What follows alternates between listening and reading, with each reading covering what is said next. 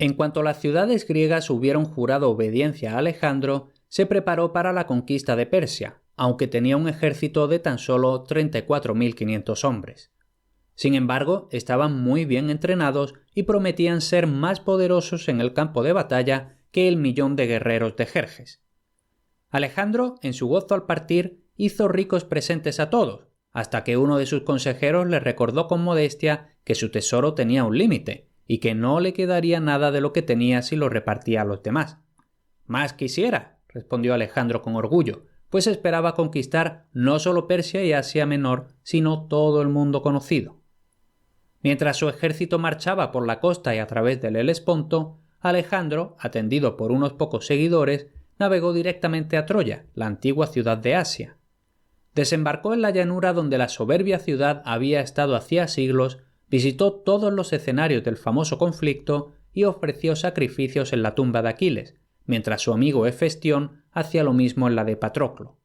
Tras aquel peregrinaje a la tumba de su antepasado, Alejandro fue corriendo a unirse al ejército, pues deseaba emular a los antiguos griegos y obtener una gloriosa victoria.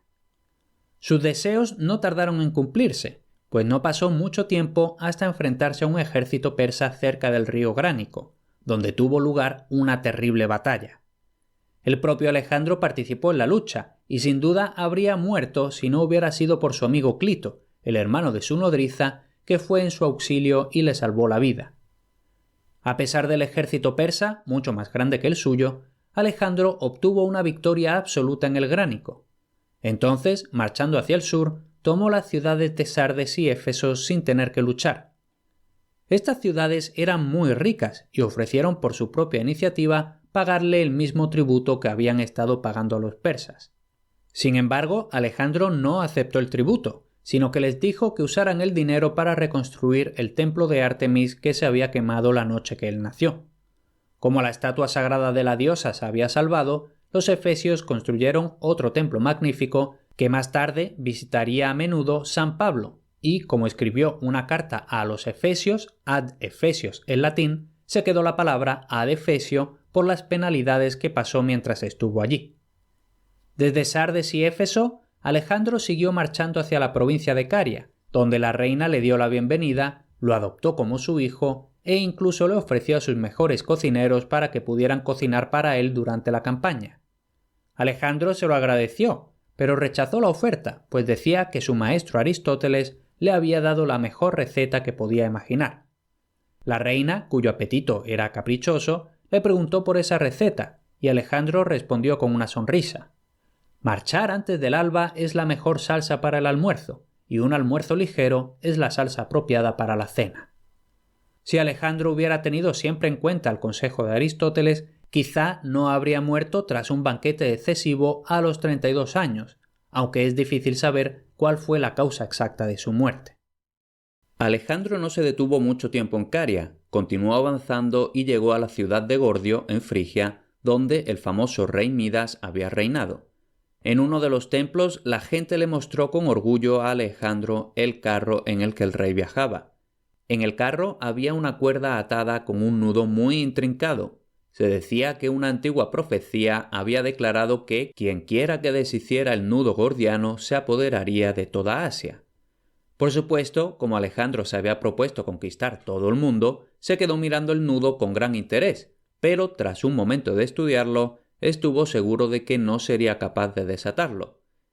Sin embargo, en vez de rendirse, Alejandro desenvainó la espada y cortó el nudo de un tajo.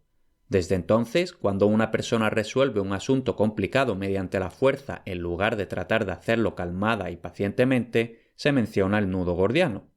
Desde Gordio, Alejandro continuó hacia Tarso, que también se sometió a él, y poco después el joven conquistador casi pierde la vida. Había estado expuesto al sol mucho tiempo y al llegar al río Cidno, cuyas aguas son muy frías, quiso darse un baño pese a que todos sus consejeros trataron de disuadirlo. El cambio brusco de temperatura le causó un calambre y estuvo a punto de ahogarse, pero uno de sus ayudantes lo vio y se tiró a las aguas para sacarlo. Además, aquella imprudencia le causó una grave enfermedad y por un tiempo la vida de Alejandro estuvo en serio peligro. Sin embargo, su médico era Filipo, un griego que lo llevaba atendiendo desde que era un bebé. Cuando le subió muchísimo la fiebre a Alejandro, dijo que esperaba salvar al rey gracias a una fuerte medicina que iba a preparar. Justo después de que Filipo se fuera a preparar aquella poción, Alejandro recibió una carta advirtiéndole de que Darío III, el rey de Persia, había sobornado a su médico para que lo envenenara. Tras leer la carta, Alejandro la ocultó bajo la almohada y esperó a que Filipo volviera con el remedio prometido. Alejandro lo tomó en la mano y con la otra le dio al médico la carta. Entonces, mientras Filipo la leía, él se bebió la pócima completa. Cuando el médico vio la acusación, se puso absolutamente pálido. Miró a Alejandro, que sonriendo le devolvió el vaso vacío. La confianza ciega de Alejandro en Filipo estaba totalmente justificada, pues la medicina lo curó y de esa forma pudo continuar sus conquistas. Alejandro iba marchando hacia el sur y Darío iba a toda prisa hacia el norte con un vasto ejército, esperando enfrentarse a él para evitar que siguiera avanzando. Por pura casualidad ocurrió que los dos ejércitos se evitaron el uno al otro y pasaron por diferentes desfiladeros en la misma cadena montañosa. Alejandro se dio cuenta de ello primero y volvió atrás sin más demora, pues estaba deseoso de encontrar y derrotar al enemigo. Los dos ejércitos se enfrentaron en un lugar llamado Isos, donde los persas fueron puestos en fuga. Darío se vio obligado a huir y su madre, esposa y demás familia fueron capturadas. En cuanto terminó la batalla, Alejandro fue a visitar a las mujeres persas para asegurarles que serían tratadas honorablemente. Iba acompañado de su amigo Hefestión, que era algo más alto y grande que él. Al entrar en la tienda con la armadura completa, la reina madre, Sisigambis, pensó que Hefestión era el rey y se tiró de rodillas para pedirle clemencia para ella y los demás prisioneros que estaban allí. Cuando se dio cuenta de su error, se quedó de piedra, pero Alejandro la tranquilizó, apoyándose en el hombro de su amigo y diciendo: «Es mi otra mitad». El joven conquistador trató a las persas con la mayor amabilidad y las visitaba a menudo para charlar con ellas. Como siempre las encontraba sin nada que hacer, pensó que debían de aburrirse mucho, por lo que les ofreció que les enseñaran a hilar y tejer como era normal entre las griegas. Ante aquella propuesta, Sisigambis se echó a llorar y le preguntó si es que ya las iba a esclavizar, pues las mujeres persas consideraban cualquier tipo de trabajo una deshonra. Alejandro, al ver su tribulación, se apresuró a tranquilizarla y trató de explicarle que a las griegas les gustaba mucho aquel delicado trabajo. Pero cuando entendió que la familia real prefería permanecer ociosa, no volvió a proponerles ninguna ocupación de ningún tipo. Por el contrario, fue tan amable y respetuoso que Sisigambis acabó teniéndole cariño y lo trataba como a su propio hijo. Darío había huido tras la desastrosa batalla de Isos. Estaba tan aterrorizado que no se detuvo en su huida hasta que alcanzó la otra orilla del río Tigris, donde se sintió seguro. En lugar de ir tras Darío de inmediato, Alejandro primero fue hacia el sur por la costa, pues creía que sería mejor tomar todas las ciudades cerca del mar antes de adentrarse en el continente, para asegurarse de que no dejaba enemigos a sus espaldas. Fue bajando por Siria y Fenicia y tomó las ciudades de Damasco y Sidón y llegó finalmente a Tiro, una ciudad comercial muy próspera construida en una isla a poca distancia de la costa. Los tirios no querían abrirle las puertas y rendirse, por lo que Alejandro se preparó para asediar la ciudad. Como no tenía flota, empezó a construir una especie de camino hacia la isla. Esto era una obra de ingeniería sumamente difícil, pues el agua era profunda y mientras los hombres trabajaban eran atacados con flechas, piedras y lanzas desde las murallas de la ciudad, así como por barcos tirios. Además, una tormenta destruyó una vez la obra cuando estaba casi terminada, y el ejército tuvo que comenzar desde el principio. La obstinada resistencia de Tiro enfureció tanto a Alejandro que celebró su victoria final crucificando a un gran número de los ciudadanos más ricos. Tras ofrecer un sacrificio a Heracles sobre las llameantes ruinas de Tiro, Alejandro prosiguió hacia Jerusalén. Su plan era castigar a los judíos por haber ayudado a sus enemigos y haber proveído de comida a los tirios. Las noticias de su llegada aterrorizaron a los judíos, pues esperaban un trato tan terroríficamente cruel como el que habían recibido los tirios. Con tanto miedo no podían decidirse a rendirse o a luchar. Finalmente, Jadua, el gran sacerdote judío, tuvo una visión en la que un ángel se le aparecía y le decía qué hacer, Obedeciendo su orden divina, hizo que los levitas se vistieran de fiesta y entonces él, vestido con su atuendo de sacerdote, los condujo al encuentro del conquistador. Cuando Alejandro vio la hermosa procesión, liderada por un anciano de tan gran dignidad, se dice que bajó del caballo, se arrodilló ante Jadua y veneró el nombre escrito en su ropa. Sus oficiales, asombrados ante aquella humildad inusual, le preguntaron por qué había concedido tal honor a un sacerdote extranjero. Entonces Alejandro les habló de una visión que había tenido antes de salir de Macedonia. En ella había visto a Jadua, que le mandaba ir a Asia sin miedo, pues estaba escrito que los persas le serían entregados en bandeja. Caminando junto al anciano Jadua, Alejandro entró en la ciudad sagrada de Jerusalén y llegó hasta el templo. Allí ofreció un sacrificio al Señor y contempló los libros de Daniel y Zacarías en los que se predecían su llegada y sus conquistas. Tras quedarse unos días en Jerusalén, Alejandro continuó su camino hacia Egipto, que conquistó en poco tiempo. Allí fundó una nueva ciudad en la desembocadura del Nilo que llamó Alejandría en su propio honor. Estaba situada en un lugar tan favorable que no tardó en convertirse en una ciudad importante y aún sigue siéndolo. Entonces, tras oír que había un famoso templo en Libia dedicado a Zeus, Alejandro quiso ir a visitarlo. Para llegar había que cruzar el desierto africano, por lo que era una travesía muy peligrosa. Los soldados penaron por las ardientes arenas, en las que se les hundían los pies hasta los tobillos. El abrasador sol africano les caía directamente en la cabeza y los hacía tambalearse y desmayarse por el calor. De vez en cuando el simún, el caluroso viento del desierto, soplaba y levantaba tormentas de arena, que ahogaban a los hombres y a los caballos al enterrarlos con sus tórridas olas de arena. Muchos caballos murieron de sed y fatiga, pues estos animales no están preparados para viajar por el desierto. La única criatura que puede resistir este tipo de travesías por el caluroso desierto del Sahara son los camellos, que son especiales porque pueden beber una gran cantidad de agua de una sola vez y almacenarla para el futuro.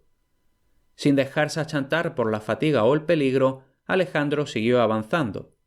Como sus soldados, sufrió el calor y la sed, y como ellos también sufría espejismos, que son una ilusión óptica que suele darse por las condiciones atmosféricas del desierto. El viajero de repente ve árboles, hierba y agua a poca distancia. Va corriendo con ansia para tumbarse a la sombra y meterse en la refrescante agua, pero cuando llega al punto donde había visto el agua y los árboles no hay nada sino arena, lo que llena a la gente de desesperación y decepción. Tras soportar tantas penalidades, Alejandro finalmente llegó a un oasis, que es un sitio realmente verde en medio del desierto, y allí estaba el templo de Zeus. Los sacerdotes lo llevaron al lugar sagrado y para adularlo lo llamaron Hijo de Zeus. Tras descansar un tiempo en aquel refrescante lugar, Alejandro y sus hombres volvieron a enfrentarse a los peligros del desierto, regresaron a Alejandría y a Tiro y desde allí retomaron la persecución de Darío. Los soldados griegos habían sufrido tantas penalidades desde el inicio de la guerra que estaban ya preparados para cualquier cosa. Cruzaron el Éufrates por un puente que construyeron a toda prisa. Entonces, al llegar al Tigris, donde no había ni puentes ni barcos, lo cruzaron a nado sosteniendo los escudos sobre la cabeza para protegerse de las flechas de los persas que estaban al otro lado. Alejandro era siempre el primero en la batalla, y en esta ocasión también lo fue al cruzar el río. Estaba deseando enfrentarse una vez más a los persas y se alegró mucho de que estuvieran al otro lado del Tigris. Allí, en las llanuras de Arbela, tuvo lugar la tercera gran batalla de aquella guerra, la famosa batalla de Gaugamela, en la que Alejandro obtuvo una victoria decisiva. Darío volvió a huir ante el vencedor, mientras que Alejandro prosiguió marchando hacia Babilonia, la ciudad más maravillosa de Oriente. Alejandro se ganó la buena disposición de los babilonios al permitirles reconstruir el templo de Marduk, que había sido destruido hacía tiempo. También se aseguró el afecto de los prisioneros judíos, pues los liberó de trabajar en la reconstrucción cuando se enteró de que lo consideraban otra torre de Babel, por lo que se negaban a ayudar. El joven conquistador pasó un mes en Babilonia y entonces prosiguió hacia Susa. Allí encontró una estatua de bronce de Atenea que Jerjes se había llevado a Persia. Entonces Alejandro la envió de vuelta a Atenas donde la recibieron con mucha alegría. La reina persa enfermó gravemente y, a pesar del mejor de los cuidados, finalmente murió. Durante su enfermedad, Alejandro fue muy atento con ella y cuando murió dio órdenes de enterrarla con toda la pompa correspondiente a su rango.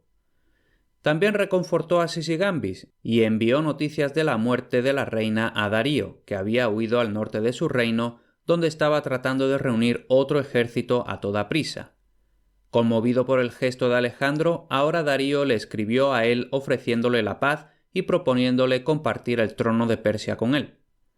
Al joven conquistador se le subieron a la cabeza sus muchas victorias, por lo que rechazó la propuesta, diciendo que el mundo no podía tener dos amos, igual que no tenía dos soles. En su soberbia, Alejandro ahora tomó el atuendo de un rey oriental, se rodeó de lujos y empezó a pasar buena parte de su tiempo en banquetes y de parranda. Sus compañeros le animaban a ello, y pronto se olvidó de las sabias lecciones de Aristóteles. Varias veces el joven rey bebió tanto que no sabía lo que hacía, y una vez, en un arrebato de cólera, prendió fuego al hermoso palacio de Persépolis y lo quemó hasta los cimientos. Como había rechazado la oferta de paz de Darío, consideró necesario continuar la guerra, por lo que, dejando a un lado sus lujosas ropas, se volvió a poner la armadura y se dirigió al norte. Estaba a punto de dar caza al rey persa, cuando Darío fue traicionado por uno de los suyos, un tal Beso, que lo hirió mortalmente. El traidor pensaba que se ganaría el favor de Alejandro mediante este crimen, por lo que acudió a él tras cometerlo. Sin embargo, Alejandro estaba tan furioso que hizo que sus guardas apresaran a Beso y lo ejecutó de una forma terrible. Cuando el rey macedonio finalmente llegó ante Darío, lo encontró cubierto en su propia sangre y a punto de morir. Tuvo tiempo de asegurarle que su familia quedaría a salvo y que seguiría protegiéndola, y finalmente Darío murió. Por orden de Alejandro, embalsamaron el cuerpo y se lo llevaron a Sisigambis para que pudiera enterrarlo apropiadamente en la hermosa tumba de los reyes persas. Esta última muestra de generosidad se terminó de ganar el corazón de la anciana reina, que se sintió tan agradecida que admiró a Alejandro mientras vivió.